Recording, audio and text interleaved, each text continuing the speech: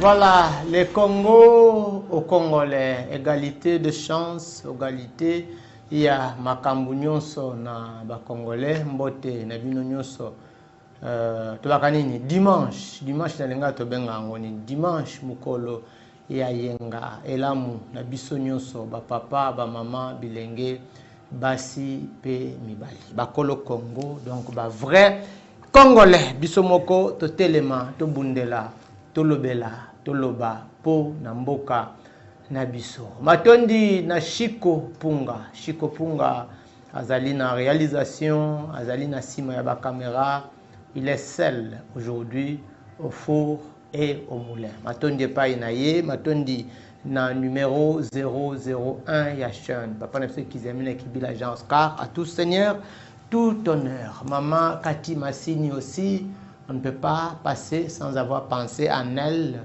Elle nous suit de quelque part. Matondi painaye, matondi le kola na bino nyonso bolanda kabiso, bolanda ka vrai congolais, au soutien na kabiso d'une façon ou d'une autre à travers appel na bino, à travers mots ya soutien, encouragement, à travers le finance aussi certainement qu'il y a des gens qui ont décidé pour nous soutenir d'une façon ou d'une autre. Matondi mingi na ba vrai congolais, il y a une particularité entre les congolais et les vrais congolais. Non, il y a une différence entre les congolais et les vrais congolais.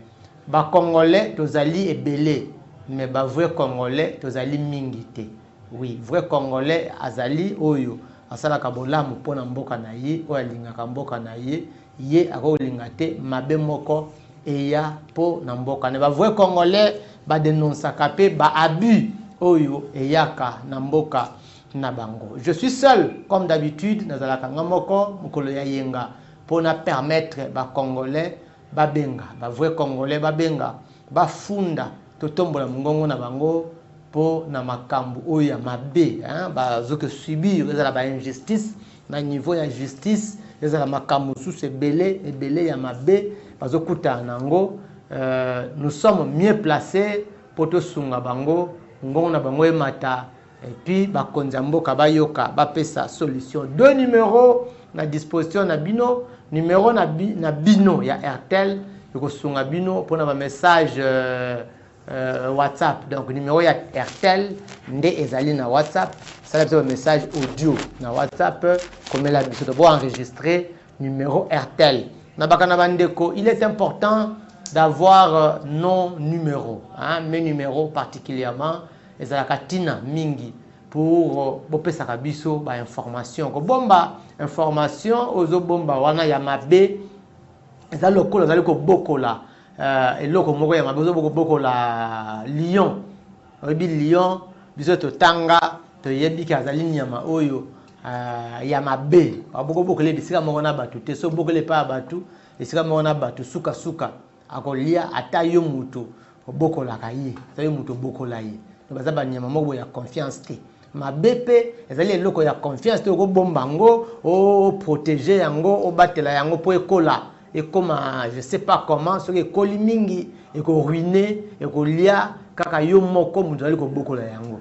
Voilà, c'est pour cette raison que nous avons conçu cette émission. Nous avons conçu ensemble cette émission pour totombola mungongo ya bayimboka ba anti-valeur nyonso et sila. Donc c'est un peu ça avec vous ou avec moi. Nazali na ba image et belete na illustrer, je vais illustrer quelques 2 ou 3 éléments au nazanango. Mais avant d'illustrer ango, je voulais d'abord informer aux Congolais, boyebi ango pe malam le kolanga. Nous avons suivi, moi là j'étais très sérieux et très regardant, très attentif, très calme. On a voté la match à l'élo, il y avait Léopard. À ma très grande surprise, Monique Léopard a perdu le match certainement. Je crois que Baroya Rozonga, certainement. Mais je tirais une leçon. Monique a voté à Miss, retirer une leçon. Dès bazo beta, dès ba gagner biso, moi j'ai compris que les jeunes joueurs wana, ils ont un talent. Ils ont un talent, ils ont une touche. Le terme c'est ça, ils ont une touche. Mais le problème c'est peut-être l'organisation interne. L'organisation interne, au niveau de la compétition interne, exacté. Or, la compétition, et ça la rappelle bien. Ça peut vous aider dans la souplicité, ça peut vous aider dans tic-tac, ça peut vous aider dans le souffle, ça peut vous aider dans le dénicher, le sous-batala et makasi. Mais chez nous, on n'a pas de compétition. On a comprendre. Ministre alingara betate. Non, j'avais un ami qui disait non, ministre, c'est ministre, il y a ministre betate. Mais attends, ministre, par exemple, tous les makambi à balé. Ce ministre a na terrain ya avenue. Na bi terrain ya quartier, pas ya quartier. Terrain ya avenue, les arbotiers briques, ba poteau ya ba briques, mais balé ba poteau ya Mickey qui n'a pas joué. Mais a eu occasion, a eu chance, le ministre de sport. L'initiative rien à mon île. Tout est à Barcelone, tout ça la boyer, tout ça la boyer, tout ça. Et les conséquences, c'est ce que nous sommes en train de subir. Donc, malgré Taïza, ce qui n'est en tout cas, on doit voir Baka et Belé. Par exemple, l'autre fois, nous avions vu la jeunesse. Le ministère de la jeunesse, il y a fois passé, nous avions vu une influenceuse tiktokeuse. Bon, nous avons ça la fait bien la jeunesse, na ebagité, la jeunesse, bon, salaki. Bon, il y a tout, on ne sait pas encore dire, on se réserve, mais nous voyons les images, on met à Doum l'église, tout ça, les amis critiquent déjà, mais on ne sait pas critiquer à temps, on se réserve, on attend encore voir, on attend voir, on donne d'abord la chance. Autrefois, j'avais dit ici, nous donnons la chance, mais ming chance de faire ça de sévère abisso.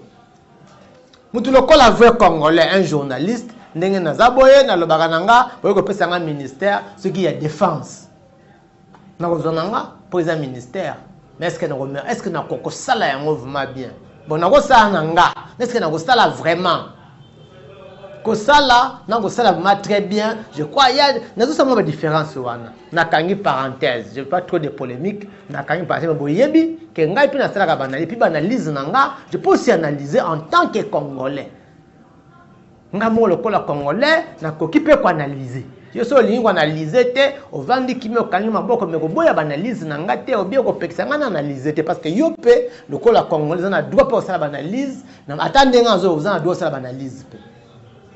Vrai Congolais na monaka ye boye tout le monde est libre ya ko sala banalise na voilà donc on les a banalise nanga par rapport il y a match on a autre côté parce que je ne suis pas fanatique il y a foot aujourd'hui j'ai eu le temps il y a Kolanda match on a Rotala et puis j'ai noté ce que j'ai noté yango na lingaki to kabola yango na yo poza lokumu ya mboka na biso c'est les drapeaux de mon pays et les drapeaux là c'est nous aussi tout que na représenter yango partout au Kendaka.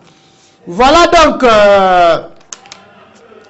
na olobela rond-point Beverly na commune ya Bandal.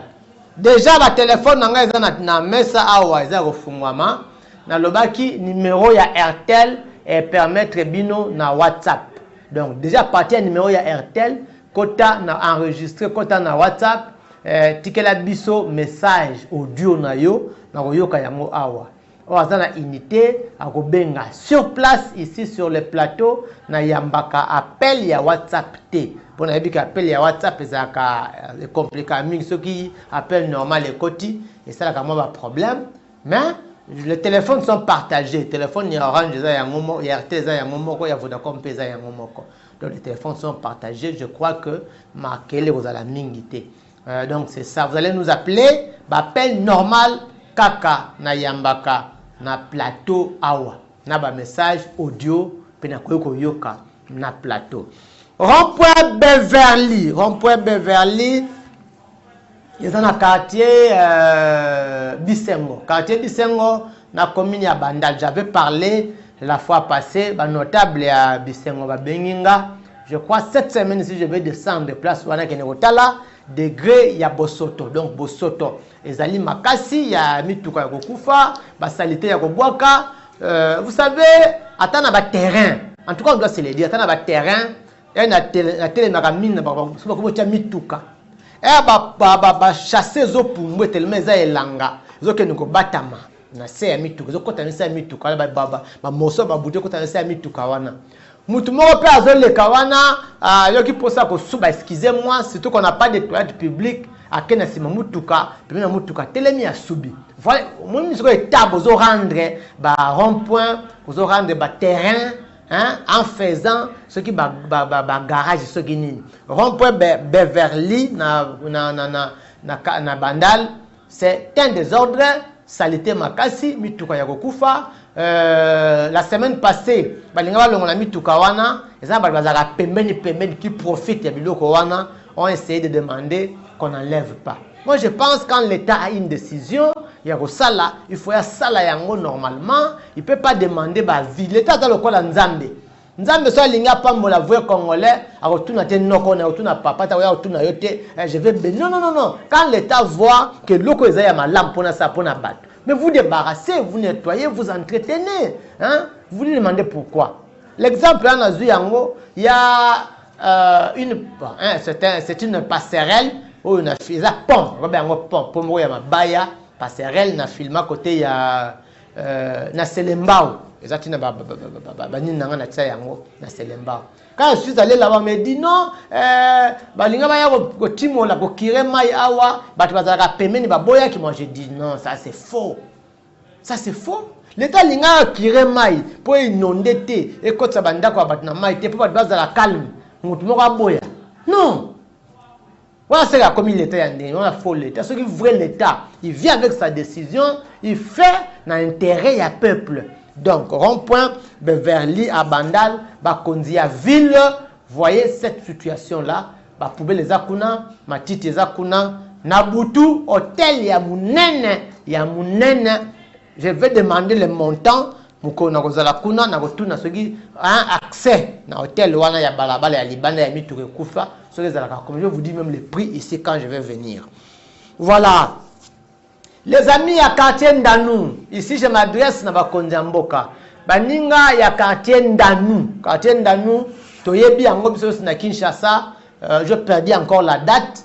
Inondation moko salama ya makasi ya terrible, il y a eu des cas ya makasi ba mort pe bazalaki, ba perte ya biloko belé zalaki. Boyebi ke bat sinistré wana bazaki ba mususu na stade de Martyr, ba mususu na Tata Raphaël, ba mususu côté église ya Neo, ba mususu en tout cas ils étaient presque éparpillés na Kinshasa na compte ya l'État.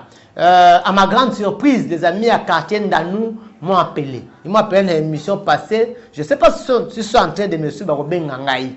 Batu bakendaki na ba stade tout ça, Bakondi Mboka, ba pesi bango ba mbongo. Bambongo, on ne sait pas les montants, ça dépend. Il y a 1500, ensuite 1000, ensuite $2000. Et dans l'entretemps, Zongisi Bango, na quartier Ndanou. Et là, rien n'est arrangé. Non, je dois se le dire. Il n'y a pas de dispositions qui se passent. Qu'on m'a appelé pour me dire que Basala Bango digue. Digue, autrefois j'étais allé, Basala Bango, et si là, il y a une entreprise à Ronsefou, si je ne m'abuse pas, à Ronsefou, à Salaki Yango, à Silisa Kité. Moi, je me dis, est-ce que l'État faut faire ça, la solution moko boye, na batuana, puis bango bambongo, bayego zonga, certainement bakolia bambongo wana, ou bien, alors tu veux ta cité Moussousou, va construire pour na bango. D'ailleurs, j'avais posé cette question, la période d'ango. Cité wana, Ndanou, ne va l'ongoli batuana, et vous allez dengenin. Ici, après demain, Mboule Gozonga, tu as le sous. Non, Bakondi Mboka, Bokote la biso, Maman Denise, mais pendant que Makamboya qui awa, Bakei, Bazu Bambongo, ils sont rentrés et il n'y a pas une solution. D'ailleurs, les amis, les notables à quartier Ndanou m'ont invité à la réunion à 15h seulement que je n'avais pas le temps, je ne suis pas allé. Donc, ici, je propose. Bakondi Mboka, vous allez bosenga, vous allez proposer moyens zali, ba cité zali ebele ba côté ya Bantsele, ba côté ya ba Congo central. Trouver une cité à ya sika pona batu. On a tabo tongela bango te avec le peu d'argent pour pesi bango wana, so ba tonga bangar, so ba tonga banine, mais vous leur trouver au moins un terrain, un site ou un espace bango moko ba vanda. Ba miboko la malam que ne va na danger. Il y a aussi les amis des quartiers Dingi. Quartier Dingi, c'est pour voir dans boulevard Lumumba, quand on va à Tchangou, du côté gauche, Ndendanu, du côté droit, hein, Ndé quartier Dingi Dingi, et en face il y a quartier 8 na 9 ya Njili. Là-bas aussi, ils ont un problème. Kakayaba Maïwana, je suis en train de voir Awa Karate Mboule Zobanda. Ça sera un problème très sérieux. Naïbike, Togoloba, ti. À ce que les gens pour de l'eau. Il y a des amis qui ont des problèmes des érosions. Bah, érosion. En tout cas, je vais venir. J'ai beaucoup d'histoires à parler. Les érosions. Bah, érosion, na loba. Les érosions à Mongafula, les érosions na Selemba, na camping. D'ailleurs, je veux descendre voir les amis. À Mongafula, route de la jeunesse, érosion, Ngaliema. Hein? Il y a des sites, il y a des endroits où na Kendai quand même, je vis les érosions. Mais je regrette que tu le mboule lingesi là et langezo si là mboule zoya la solution est pessamité. Donc biso na Congo to lingana bato ba kufi après on intervient. Or ba bisaka biso. Moi je n'ai pas fait la politique. Gouverner c'est prévoir. Hein? C'est ce qu'on nous dit. Moi je n'ai pas fait la politique mais on nous dit ça. Voilà. Donc on est aki moi nini amuke mais dans l'entretemps ba téléphone nanga nyonso mibale ezali ya kofungwama telefoni baleza ya kofungwama nazo tala rapidement et longona Chico j'avais dit makaba policier le belango mingi awa il y a des faux mais parmi des faux ba malampe atami satu bazali Chico la kisa élément wana et puis je vais revenir je vais commenter après on va avancer bandeko ba benga to so na bango Chico on y va. Ndeko boni yo nanu boni komono nani gola matsa mongo komono nani gola awa na moni yo na la police esa ni habité na yo to matanga bakanga habité so habité bakanga habité so bakanga kwa na habité la tatouage belé bona nzoto kwa za nani za kwado ça quoi do ok yo comment on mata mungo matado acha bwana yo matado bwana la quartier ni bwana quartier kundi akonde sababu bakange la pona bakange pona bakanga bina mo bina quartier bina bisoa bina bosaki nini bina na memo na binga na fosse na quartier yo bundi na mer obuna ne pona obuna ne pona tana bi tamba kama hata mabete mo anaende siko tango anutu na wake service c'est bon mokonzi tomoni na ba petit awa lisolo ezani bon bana oyo azali kuluna 500,000 yen oyo azali kuluna 500,000 yen oyo azali kuluna ba Rwandais ndena kanji bango na bengi yo filmer bango parce que ba kontra mo na bango parce que faut ba kende photo na ningo bazali parce que katiti kala kimia liste yango apesi nga ya baninga na ye ye mutu apesi yende apesi nga ye oyo atamla na bango atamla na 7 machete yango na 7 machete baza 20 20 kuluna voilà quartier Konde commune Selembao nord Tout ça, au sud na nord. Parce que où tu Selemba au nord, tu Selemba au sud. C'est bon. Dès la Kangié, on continue à mon aïe qui est moi, on sort à mon bout, na Selemba au sud, à Selemba au nord, Selemba au sud, les yéyes. Donc, on est Rwandais. Parce que les Rwandais, généralement, dans la prison. Ok. Il y a un Tikali, il a commencé à louer dans ma bébé, il y a un Mélie et Sipol. Ok. Pour la Bakonzi, le Bani Ozoloba. Bakonzi, Basabango, Bakesi, Bani Bazali. Kokime kota na mabele oyo majona biso luta azawana azoko katene ko kabana ya boye poke kime kota na mabele na ye la Selemba aussi. Merci. Tokei komanda nya uyeyo na kolemba bango te pona uti makala na ya si odra mu kontinanga nde na ya pona bango nde na ye ko silta bango bakonzo pe biso bakoyamba bango batika bango na le même mateke bato futa mandi basanzelinga eke na mona bango nde na bolo pe bolo besala ngai sengo kosala musala ya kokanga bato po na pota famille na ngai ezala kinga na pota mokonzi na atambula nyonso lomema ya bango nde komandani yango nazali na système na ngai nabendaka bango bazolo parce que ndenge asala baza kuluna soki omoni zolo na ye mwindu soki auti bakomanda benda zolo na terrain 10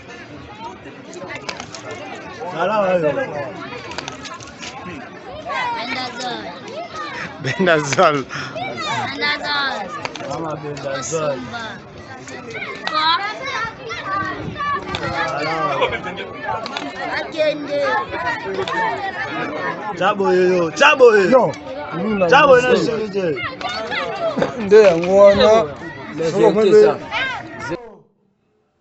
Sikopunga, merci, merci.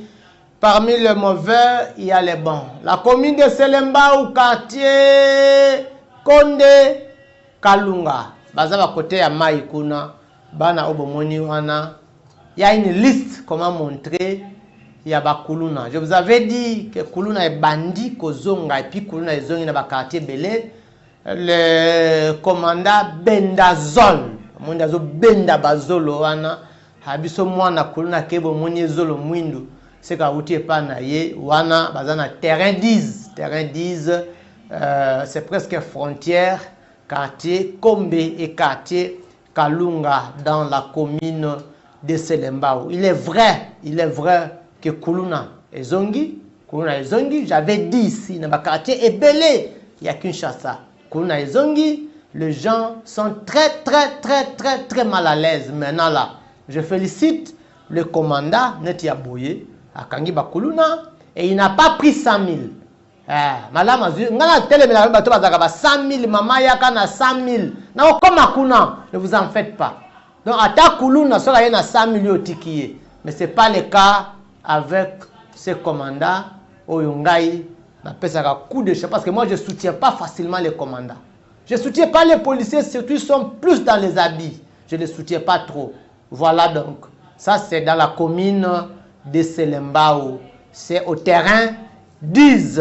Merci beaucoup, Chico. Donc, il y a un terrain, il y a Matalatala, na Kimbanseke, na Ngambu ya Mokali. Dans l'entretemps, mes numéros sont opérables. Mes numéros nanga, ils allaient au Fungwama. Chico Punga, Tokei, na Kimbanseke, et puis on va revenir. Bouba, chef du village, Yomo Konjamboka. Olobini na Komboana.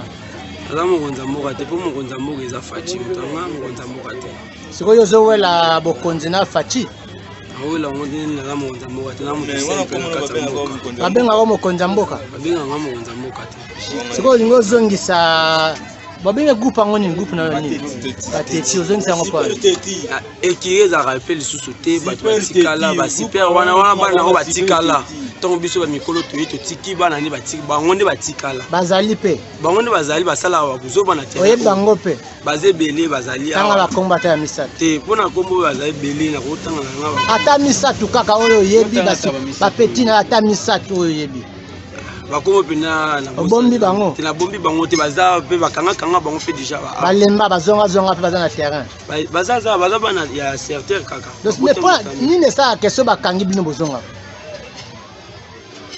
tinga na zonga kite na yaki nde kaka te bakanga yo bimaka ndenge nini okenda ata osa bilanga te obima nde nozonga oza libre ndenge nini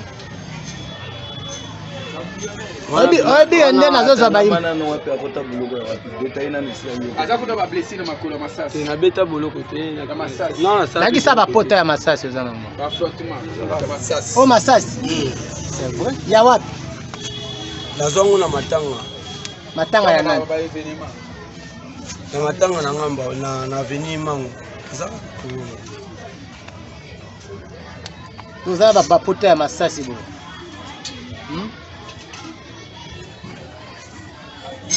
apparemment ozaka mutu ya mabe siko ngai banda kotuna obimaka ndenge nini obimaka ndenge nini wana penda oyebi ke nde nazwi baimage na yo awa na kolakisa yango ata pendant 5 mois ozoyebi yango oyebi yango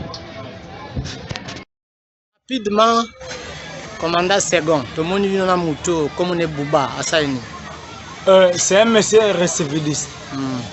To kangaye mbala ombala. Ok. To tinda kaye na akile droit. Akile droit na poste na biso ya société po matalatala. To tinda kaye na akile droit. Mais on est étonné. Lorsque la famille na ye kota ezana mbongo ebele. Batika kaye kaka. Azonga kaka. Copé à biso passe. Ok. Pour le moment, le cas te prendre. Te, moussa les ambongo te. Ba foot à biso dans l'état. Ya biso zako kanga bato kotindi kabango na kile droit. Kolanda metindo. Oya général provincial. A otinda biso. Ko traquer ben civique. Le kola ba oyo. Ah, likolo ya lisu ya kotinda pe ndenge sa ya commandant district na biso mbuisa ah mitindo ezobetaka na mesa colonel oyo ya biso odiko ah tokolala te okanga kaka kotrake ben civique ya boye mais tokosenga na gouvernement tango tozwaka baninga ya boye malamu eza mabe te ba mettre bango dans état de nid.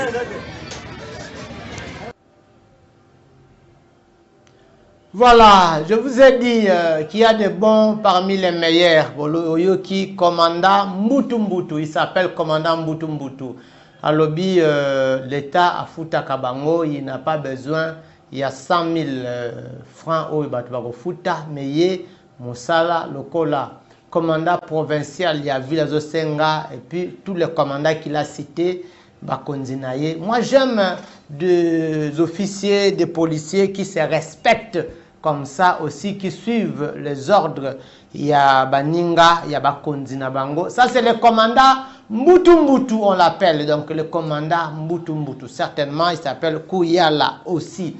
Wana na terrain ya matalatala bandeko zo landanga kuna balandanga mingi na pesi bino mbote bandeko ya ngambo ya pont ngambo ya pont côté ya terrain matalatala Kibunda collège partout je sais que vous souffrez na makambo ebele na pesi bino quand même mbote donc bango bazali na ngambo kuna le petit wana bozomona buba babenga ye chef du village ye nde azonyoko la batu ekiri na bango ba super têtu côté ya terrain matata nde bazonyoko la batu makasi donc nalingaki naloba bona la kisaye po bakonzi ya mboka ba mona. Donc j'encourage le commandant Mbutu et le commandant donc de Kimbanseke na côté ya terrain matalatala et le commandant Bendazol oya Benda Kabazolo na terrain 10 dans la commune de Selembao. Le reste 0.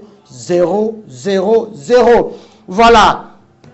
Ba téléphone nangai eza refungwama là, je vous donne le temps d'appeler. Apesi bino temps bobenga. Salanoki na kobenga télévision za la ngonga. Soko zozela na kobenga na 19h na kozala awate. Vous connaissez bien les programmes et émissions nanga, bochaka ba unité, bochaka ba méga avant l'émission. C'est chaque mercredi à 19h20, nous avons une émission d'énonciation. Peu dimanche, 17h, entre 17h jusqu'à 17h15, nous avons une émission. Nous avons peut-être un dimanche boyé. Le dimanche à 23h, si j'ai la force, nous avons en direct. S'il n'y a pas la force, on met la rediffusion. Donc, appelez-moi pendant que je suis là. Pesa proposition na yo, betaliso na yo, ya maye nyonso. Ezali koleka na baka yango, ezana musa na bino, ezala wapi, biso, tozana rôle, tozana charge, ya kotombola mungongo, ya baimboka, kobipete, benga, ici je prends les appels normaux. Ba numéro nangai, nyonso, les deux téléphones sont sur place, ba numéro nangai na fongoli, na komi na temps oyo, yo, o, benga. Donc, allô, bonsoir. Allô, ndeko abipé. Ko bipete naza en direct. Donc, ko bipete nazali en direct benga sala effort au benga pendant que bappelle côté na nebelete au kota opesa proposition na yo opesa dénonciation na yo oloba maitoko ko sala pona bino pona quartier. Voilà, le temps que yo zoloba ozo bonga makobenga so ko benga tina zaka na matière ebele ngana loba boyebi yango bien. D'abord, la chaîne YouTube ya Bayimboka, le vrai Congolais TV. Wana chaîne YouTube na biso. Soko beti na recherche ya YouTube, le vrai Congolais TV déjà manasé, au cliquer, au mona ba vidéo nanga kande na zaboye na lataka et puis tu t'abonnes pour olandaka l'intégralité ya ba émission na biso nyonso. Ozana méga, ozana minute té numéro RTL va te servir au tika message audio. Donc, numéro RTL, naturellement pour faciliter, oyo, bazana minute, bazana méga, ako sala message audio, mais kobenga na WhatsApp te pona oyamba te. Faut que landa ba consigne. Voilà, makambu ya ba travailleur na mboka ya basali. Na lobi yango mingi mais loko na sepeli pour mo konza mboka alongoli ou bien changer ministre ya travail et prévoyance sociale Ephraim Akwekwe wana sepeli ministre ya travail et prévoyance sociale oyaye force la effort ye elongona ba inspecteur na ya ministère ya travail ba bongisa makambu a instruire bango batika ba karaté bazaka nango soki ba kei na compagnie na entreprise, ou les va vérifier, ou les va ça musala malam, va vérifier le nombre d'heures, il y a des travailleurs, va vérifier les conditions, il y a travail, il y a travailleurs, va vérifier salaire, na bango, va vérifier mise en pratique, il y a SMIG, bango, transport kaka. Ouais, ben inspecteur ministère du travail dans Zoloba. Ministre ya Touroyo, je vais encore voir son nom, à ça l'effort que secteur ya travail et bonga. Pour ceux qui sont bongité, nous sommes là pour parler. Nous avons un micro, on a une caméra, on est en face. C'est ce que j'ai comme mon travail. Je reviendrai. Allô, Mbote. Allô, bonsoir. Comment on a vu le Congolais? Depuis commune à Selemba. Commune à Selemba, on a quartier. La quartier Mbala, côté crime, oui, Salima. Crime ya nini mama loba bete so bien ngote. Papa ngapu nazole dalika pa crime te, nazole dalika pa gouvernement. Oui, oui. Est-ce que ba oyo batangi bazaki kaka bango na bango bazo tourner kala na poste wana. Mais sikoyo ngapenya tuna nde bazo tourner na poste ba sala malangu ba sala mabe. Malamu c'est jeunesse na biso lelo ba université tondi bana batu bazotanga lelo toza wapi engagement exact eloko moko te. Merci beaucoup ministre ya jeunesse pe bazotia. Merci beaucoup maman na Selemba ngai na ramasaka actualité nyonso mboka eza ya biso. Oh non, vrai Congolais yo loba je parle, je ramasse l'actualité nyonso makambo ya gouvernement nga lobi awa nga lobaki mwandambu na bandeli émission na nga so bolandaki na banda ko kota partie ya match na baki na makambo ya match bakozwa mutu. J'avais dit ça lokola nga boy naza na nga journaliste na lobaka ministère opesa nga ezate baketia nga na défense nokozwa ngai mais est-ce que nakosala malamu, est-ce que nakosala olenga na ngai na sala na média par exemple. Pourquoi mutu moko boye azana ye tiktokers na TikTok peut comme une valeur. Bon Matisi ye ministre de la jeunesse. Conséquence, on a vu ce qui s'est passé. Mutu amoni ata ko ozo ko kolobate moyebi c'est que la ministre partante oyo ya jeunesse asali. Lokola maman alobi mutu pe asali malamu te na jeunesse. Ole bolongo la été boke China ministère souci ya pasi vice na affaires étrangères. Le bande comment il y a un plateau na ngawa côté bakecha yo wana ya za na problème ya lopoto. Mais donc loba. Si ko ba tu na mandé bo ba sali malamu te. Bo bouger bango pourquoi? Allô Mbote. Allô Mbote papa. Comment on a un vrai Congolais? Un vrai Congolais na yebi yo totia comme teme pa ina. Merci. Merci. Na vengi na Seremba hawa. Kabine yo ya manifeste nzenyo pour la biso ya kutana. Ni ne zanyo ko la bino. Papa s'il vous plaît. Ni zanyo ko la bino. Oh là là, papa Keina yo quitté. Cabine, je crois, ce cabine, ceux qui police, ceux qui nini, je sais pas, ils ont nyoko là. Oh là là, dommage, na yo quitté. Ça là est fort, attends na WhatsApp, bobenganga attends na WhatsApp. Merci. Papa le bito yebio, vous comme le tchaka mote me pas na yo. Dans la vérité, mais ça n'a pas de basse pelara nangate. Nous consomment le baki awa. Pour nanga, ezate ke batu basse pelara nanga. Problème nanga ezali na sala musala ndenge na ko sala. Problème nanga ezali na lo bate po yo sepela. Mais na lo ba makambo eza ya solo. Allô Mbote. Allô vrai Congolais. Kombo nani obengi biswa? Kombo na ngai Junior na vandi na camping ya Selembao, commune ya Selembao. Oui, loba. Dans la problème Roger zo tungisa biso problème dans somo donc itoko kati banda ko zo kende na camping. Ndeko na solai na ndeko moka benga nga la fois passée ya camping. Na ebisa kiye fa na yakuna. Mais toyoka na yete. Ya nga ko ya nanga. Mais faut batu ba ko yam. Et place ya Rosa ngona na yebite. Et doit y avoir batu ba ko yam. Et dans na kianto adi na venu parlement na camping, ya venu parlement kianto adi. Ba konzi bazo beta biso kara yango tozolela ka pa na yo vrai Congolais. Merci. Komelanga na WhatsApp numéro na RTL, on va prendre des rendez-vous. Merci. Okay. Merci beaucoup. Bakonzi bazoya bazobeta tour. Tokolobela bango ti bakoyoka. Bakonzi bazoya bazobeta tour, toko déranger bango na makelele. Toko finga te, toko loba. C'est ça que nous devons faire. Même si tu lobby, on va semblant, on va continuer à parler. Philosophie nanga eza yango wana. Nga na arme te.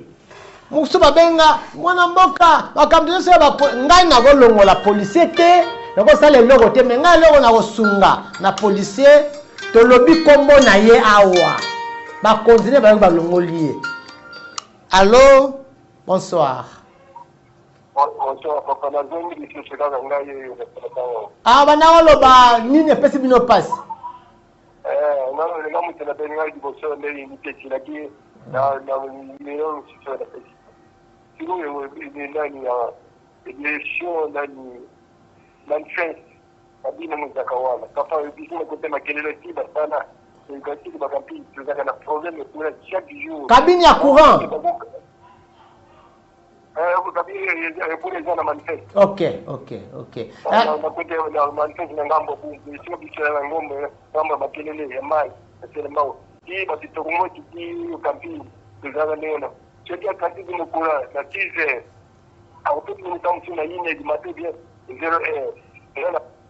Merci, Papa Kei. Papa, ça là est fort. Lequel a un combo, il y a Moutoua déjà cabine wana. Ça là est fort. Lequel a un combo, il y a Moutoua diri. Ce qui chef, ce qui nani ya cabine wana, ce qui service bobengaka. Lequel a un combo na e. Na bandeli. Ça là est fort. Lequel a un combo, ce qui y a service, ce qui y a nini na bino. Na ko tanga yango awa. Ata 10 fois, ata 10 émissions. Na manako zongi la combo na e. Batu ya Snell d'abord nazaka na kanda na bango. Kobanda DG na bango Fabrice Lucinde tina se mutu ya compétence ate. Mutu moko ya Snell soki na Mombele, hein, Ezo 2, je crois Ezo 2 on m'avait dit à l'époque. J'avais dit son nom ici na Ezo 2. Abisi batu kuna na ko pesa bino courante po bolomba kate.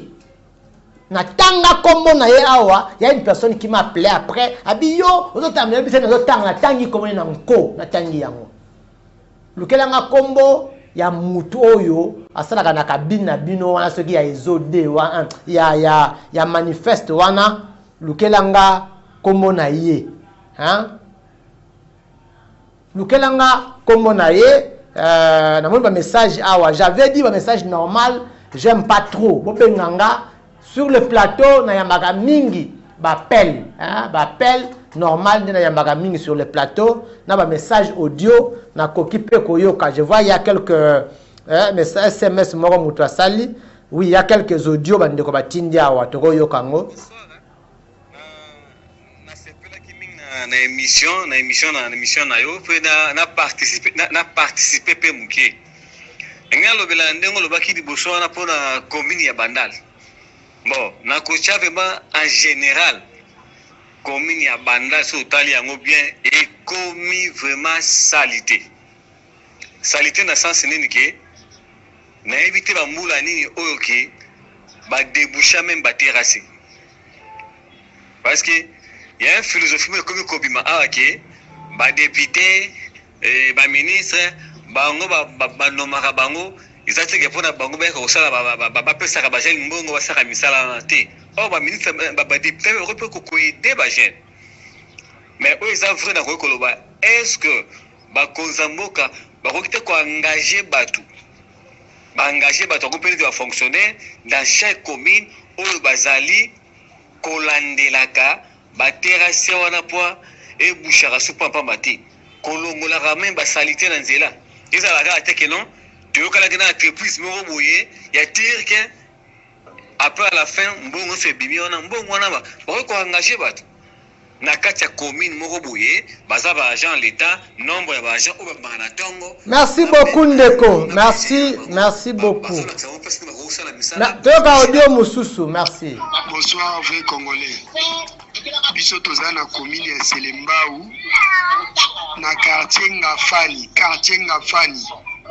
Papa bakulu na nyonso bakimaki na elengesa baye na quartier Ngafani tozo pe mate bisika we bukana ki baosala makadam kuluna ya kosakana te bakuluna baosangana na basoda na ba policier kuluna baotambola na ba policier okokamwa papa tozokoka te pema bazokata bato tina moi quartier Ngafani na commune ya Selembao are kwado.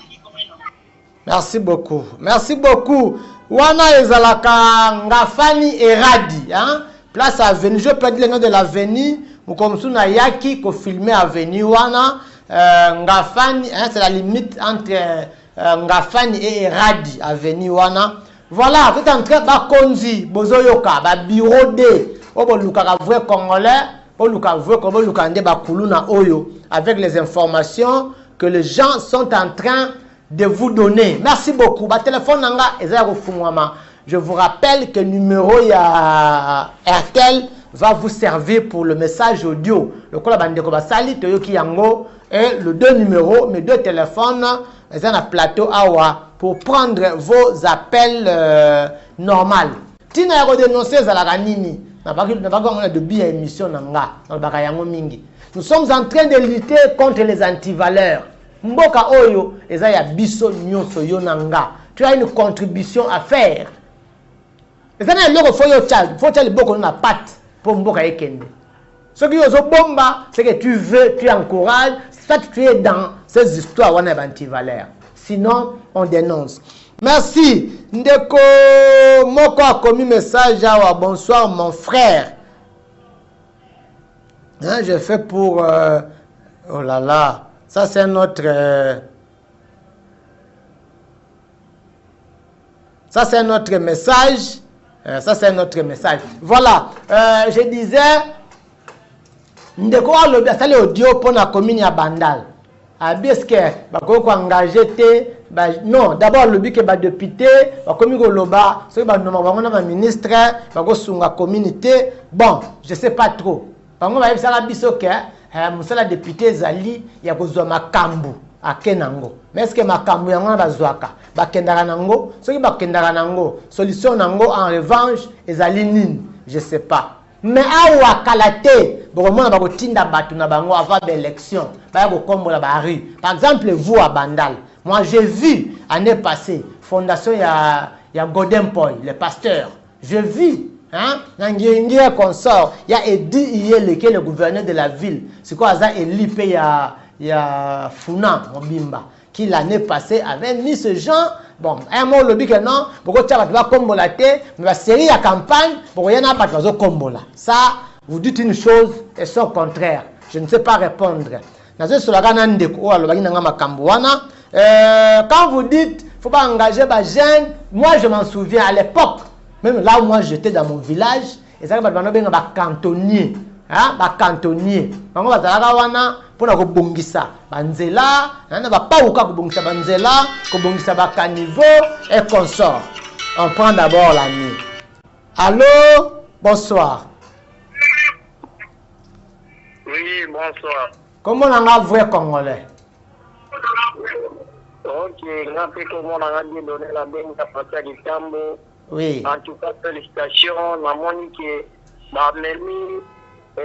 Ndenge bango balobi ke makambo molili etondami na salite eske bango mo bayebi te ke Kongo eso ezala mopeto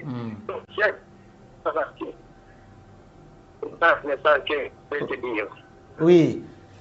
Merci beaucoup mon frère depuis la commune de Kitambo. Merci. Donc c'est ce que je disais. Donc cantonnier bazalaki, ça signifie quoi? Travailler, il y a l'État bien sûr, mais bango musana bango kaka ya ko kombolaka, musana bango ya ko kire ba caniveau lokola ndeko zoloba, musana bango ya ko bongisa banzela. Bon, voyez un peu ça. Ça c'est normal et c'est facile. On voit que na kopesa ka ndende ka lobby, société moko boye et uti soki wapi, c'est comme si nous on ne peut pas faire. Or, il y a beaucoup de jeunes qui souffrent. Côté maman Benga Kinga, j'ai perdu encore la commune, il y a Baki Makamba gouvernement. Elle a dit que les jeunes gens étudient, les jeunes gens souffrent. Il y a aussi des compétences, il y a aussi des qualités. Mais des fois, on ignore ces qualités-là. On ignore ces qualités. Pourquoi on ignore les qualités? On ne sait pas. Et ceux qui sont ignorer la qualité na biso, qui va reconnaître ça et qui va valoriser ça? Point d'interrogation. Allô, bonsoir. Oui, allô. Comment on a vu Congolais? On a bien bisouab. Papa Kei, voilà. Je suis en train de parler. Ngana zanga yakolia na yakomela.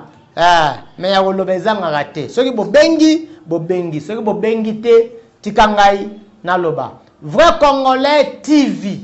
On a chaîne YouTube Congolais, vous s'abonner massivement. Le vrai Congolais TV. Allô, bonsoir. Bonsoir. Na commune Ngaba. Na commune Ngaba, le va papa. Commune Ngaba, qualité l'équipe. Biso bakanivo nyonso eza bouché. Bourgmestre Ngaba abimaka na train ou bien abimaka te. Comment on a nani? Yango na lingina tuna mutuna. Oh là là, papa Kei. Bourgmestre abino yanga banga pe na ebieta. Makamba bourgmestre ali ngana banda koloba ngo kalate. Bourgmestre yanga ba comment na ebiete. Soka azali, mais azali na ye. Mais na ebiete. Na ebiete. Depuis so bana ngaba ba ebie. Le vrai Congolais TV chaîne YouTube, il faut s'abonner massivement. Numéro ya RTL et un numéro ya WhatsApp. Salanga message audio. Papa autant le bananga ndeko liboso lobi nanga makamba Bandal. Et na baki rond-point Beverly de lobi non Bandal mobimba, ba caniveau tout ça na noté. Papa autant bisanga ngaba oh là là. Allô, bonsoir. Comment nani bengi biswab?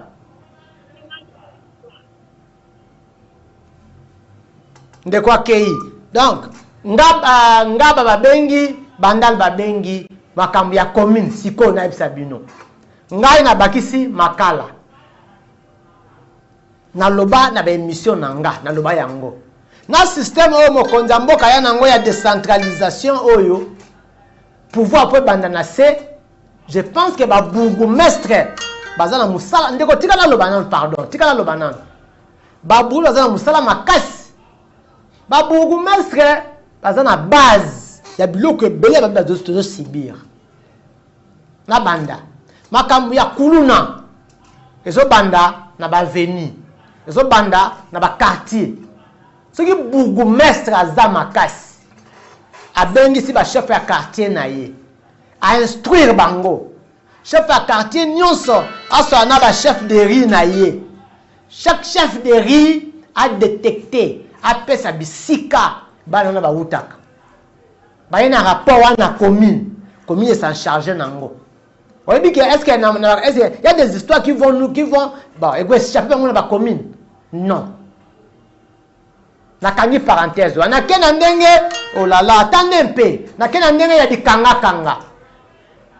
N'est pas seulement kanga, bana batu, 18, 16 ans, 14 ans, tout ça. Chaque commune a un bourgmestre et un major moko. Le bourgmestre fort. Le bourgmestre est compétent, le bourgmestre est capable à revendre sa major. La commune, c'est moi qui dirige. Dans la commune, on a fait tambola boye.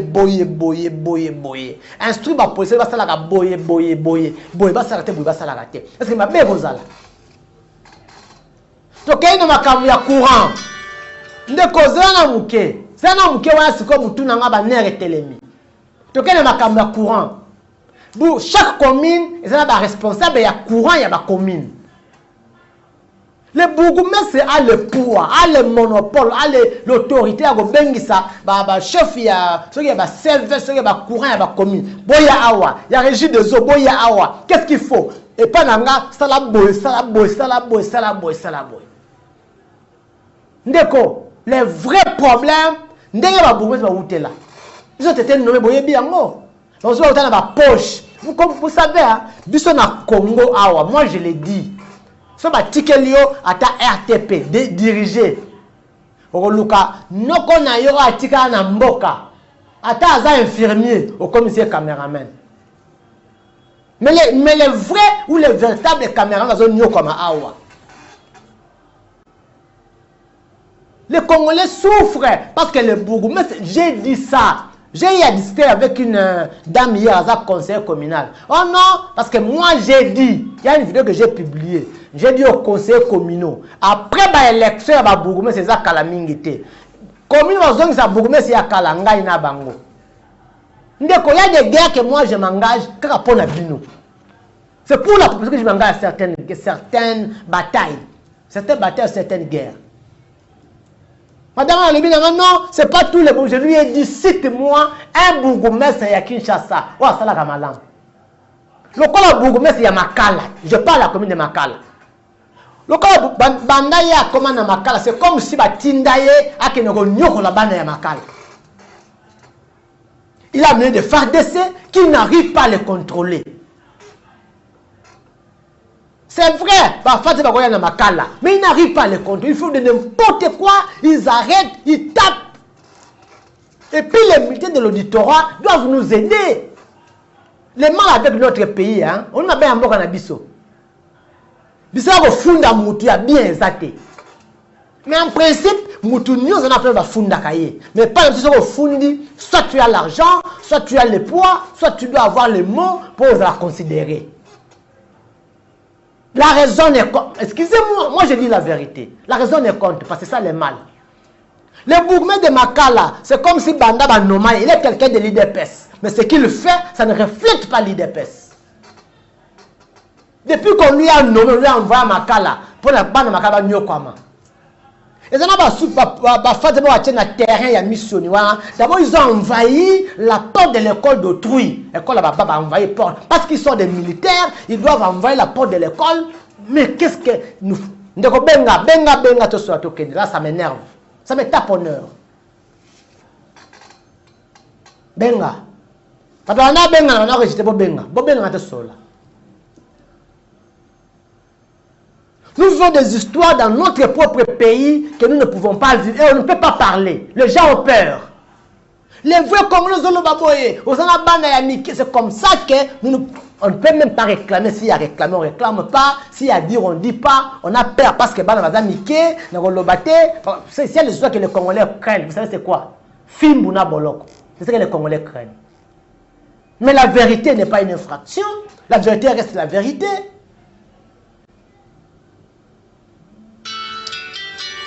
Voilà. Allô, Mbote. Allô, bonjour. Comment on a bien dit ça? Na bien na masina. Na masina, lobandeko. Masina, papa biso courant, et comme il y a des stages, ata on doit courant.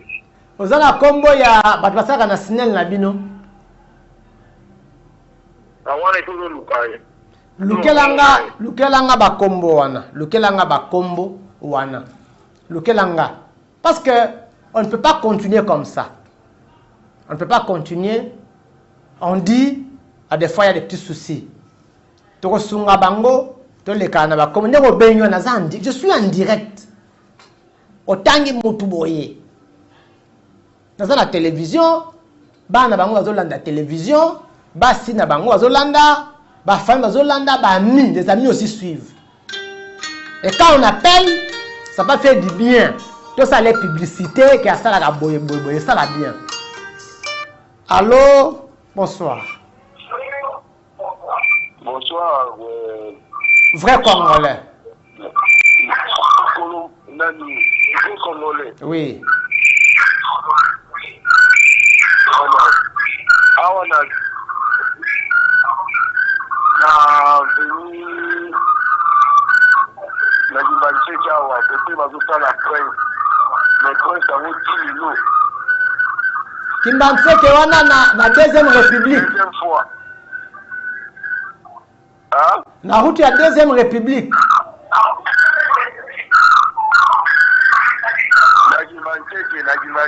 Oui, na Kimbanseke, mais prince a venu ni non basa la prince.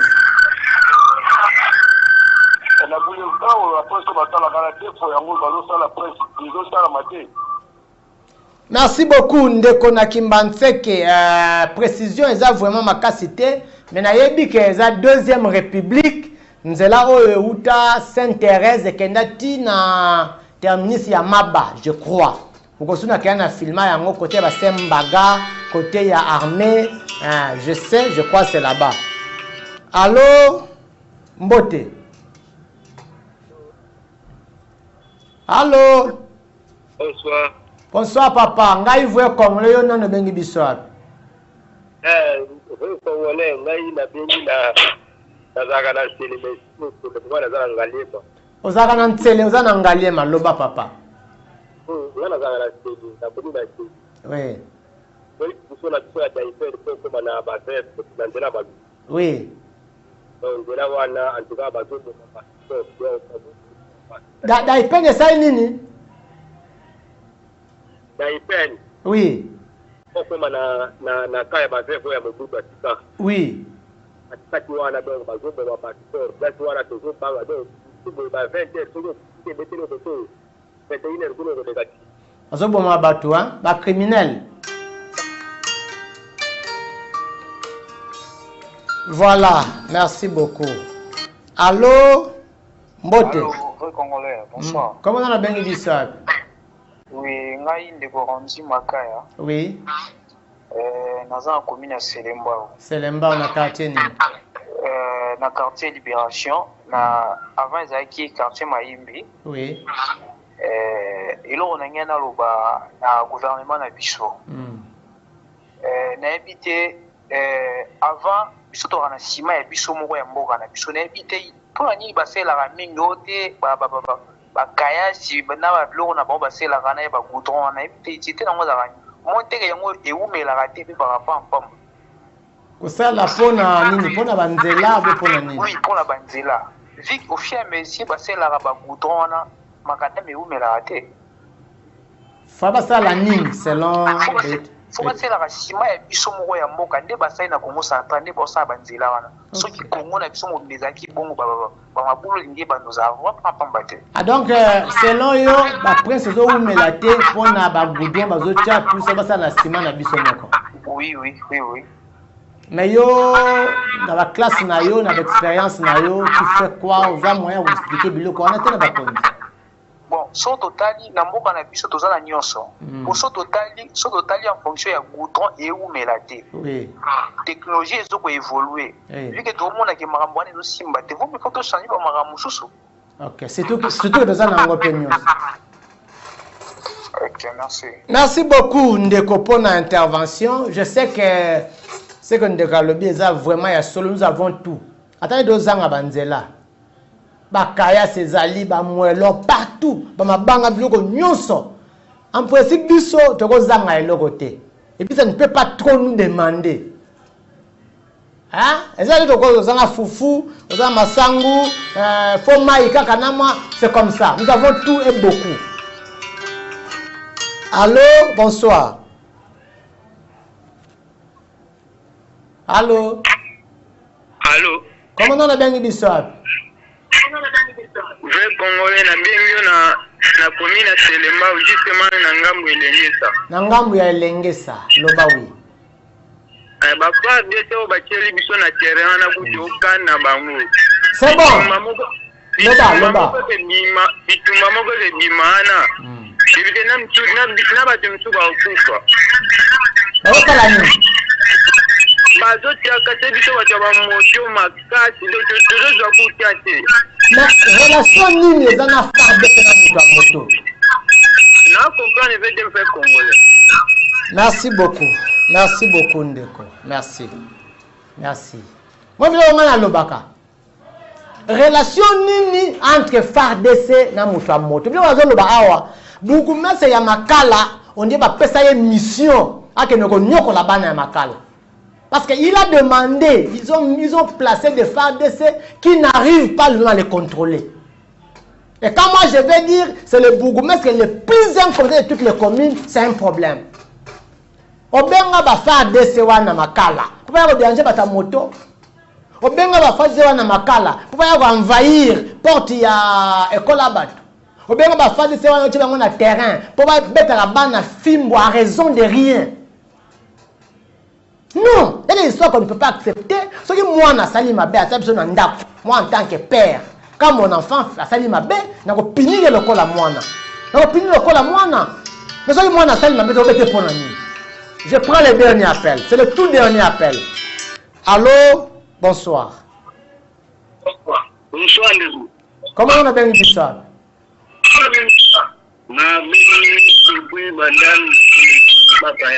Bakaya oui oyebi makambo na baki na rond-point Berveli wana oyo eza salite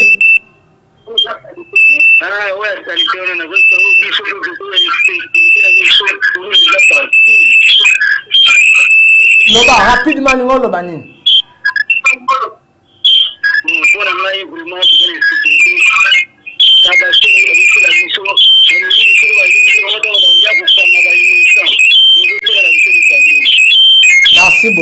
Merci beaucoup. Voilà, télévision ezango on avait benga avant basalinga sin na komi na suka. Makambo eza ebele na mboka Kabasele. Il me semble que va comme louer yango pe Kabasele. Je vais mener les enquêtes, je reviendrai ici. Na muto louer Kabasele wana. Et je vous avais dit Ndeko, Kabasele menacé kangelanga ce numéro à plaque eza biloko ba komanga wana kanga ko benga oloba. Le bourgmestre de Makala, ça là est fort. Depuis que vous avez une élection, vous avez une ngate. Pour le conseiller communal de Makala, ceux qui ont ici bourgmestre de Makala, en tout cas, je crois que dans la commune, on s'est interviewé à la commune pour le conseiller de la population de Makala qui a été ngate. Parce que ce que le bourgmestre de Makala fait, il indispose pas seulement que la population de Maboulou et Mabouloudé, il y a Kalunga, il y a tout le monde qui sont indisposés pour que Zanga pour Moussala ya Bourgmestre et Makala. Et c'est la donc Bourgmestre de Makala contrôler va faire des sénats. On a pas auditorat. Les amis de l'auditorat va contrôler auditorat. Boya kolongola va faire des Oyo Bourgmestre et Makala atia na Makala. Partout il dérange, na terrain va déranger, na virage, il y a qui cause, il dérange, partout il dérange la population. Or, la population a droit, il y a cause de la kimia. Namboka na bango. Pour aller la commune à Souka, le voix congolais, TV, chaîne na bino moko. Boko mabongo, na recherche sur YouTube, vous s'abonnez massivement, soutenez votre émission d'une façon ou d'une autre. Pendant qu'il y a des érosions au camping, Chikapa 1, Chikapa 2, j'avais promis de descendre. Pendant qu'il y a dingi dingi, pendant qu'il y a ndanu, nakoya. Botala elangate, elangé kosa binote. Dans peu de temps, mboule gozonga. Mboule gozonga, makamozala ndenge nini. Faisons un effort, toloba, tosenga na bakonzi, baya ko pesa solution. Bikanga kanga ya kilwangu, na bosani yangote. Nous sommes en train de mettre des démarches. Ceux qui prennent l'auditorat, mais pour le droit de l'homme, pas sanctionner les policiers à Kilwangu. Les policiers à Kilwangu, nous sommes en train de faire des démarches, parce qu'il y a droit de l'homme, va sanctionner bango. Les policiers, les femmes à Elenge Sawana, bourgmestre à s'en charger na bango. Ou bien, bon, ça c'est leur problème. Mais le bourgmestre de Makala, il y a qu'à Kolongola, batu na bango. Ngai Nabino, on se retrouve le mardi à 18h45 selon notre rendez-vous. Mais numéro nanga, oh là là, j'ai oublié quelque chose. Makala, les FARDC ont tué une personne à Makala. La semaine qui vient de s'achever. Makala. Donc, le bourgmestre de Makala s'appelle aussi le malheur ou la malédiction de Makala. Makala, la semaine passée, les FARDC ont tué une personne. Nicolas l'équipe va policier va bêti masasi et ça il va makolo. Un jour après va faire ça na Makala. Donc le malheur de Makala s'appelle l'air bourgmestre. D'où j'instruis et je demande à ma conseil communal de Makala n'a insister ceux qui bourgmestre wana par exemple parce qu'il manœuvre à zongi et que bo zongi sié so bozo ba mo so voter nini le conseiller communal de Makala ngai na bino. Je vous retrouve le mardi à 18h45. Merci.